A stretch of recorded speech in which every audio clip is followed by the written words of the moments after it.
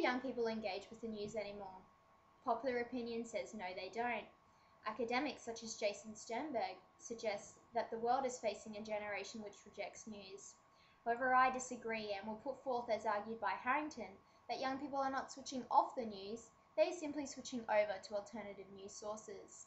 I will analyse news production and consumption trends to support my view. Firstly, the rise of the internet and relating technologies has significantly changed the way that news is produced. As Harrington describes in his Week 8 lecture, Web 2.0 blurs the lines between production and consumption. The XML format permits users to query, modify, export, blog, or save data free of formatting constraints. This has flattened the hierarchy of the media machine and allowed citizens to participate in the news production process rather than just consuming it as they traditionally would have.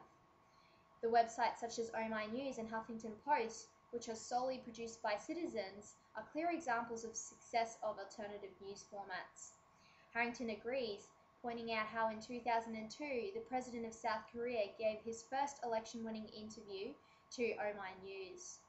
News formats such as these, as well as YouTube, online discussion forums or programs, comment sections on websites, all allow users to collaborate on a wide range of issues, not just those deemed newsworthy by organisations.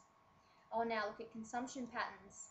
Younger people are embracing new news technologies and formats. This is because, as Jonathan Gray suggests, TV has matured stylistically and the news looks boring in contrast. News formats which break the mould and allow viewers to form their own opinions on matters have proven successful amongst youth audiences. No one will forget the Chase's War on Everything Apex security stunt. Instead of presenting facts or figures on the measures taken at the Apex Summit, the Chase's team took a refreshing approach, guiding viewers through the event, interrogating and deconstructing the security measures. Other shows such as The Panel were also popular amongst youth audiences. As Harrington suggests in his Week 6 lecture, young audiences prefer a laid-back oral format. This can be seen in other shows, such as Good News Week, which are also popular with younger audiences.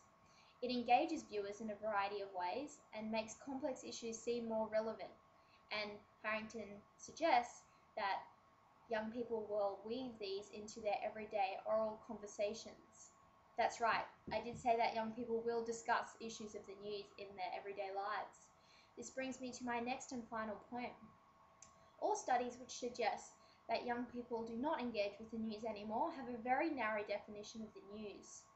Scholars such as David Mindich characterize media readership only by conventional forms such as a newspaper. So of course, on the surface it would seem as if young people are not engaging with the news, but as I've discussed, they are instead reaching for other more inclusive formats.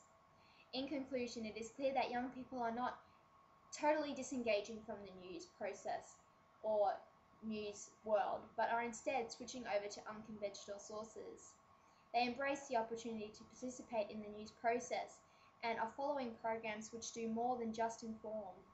News organisations must realise this and cater for these growing demands in order to better connect to the younger demographic.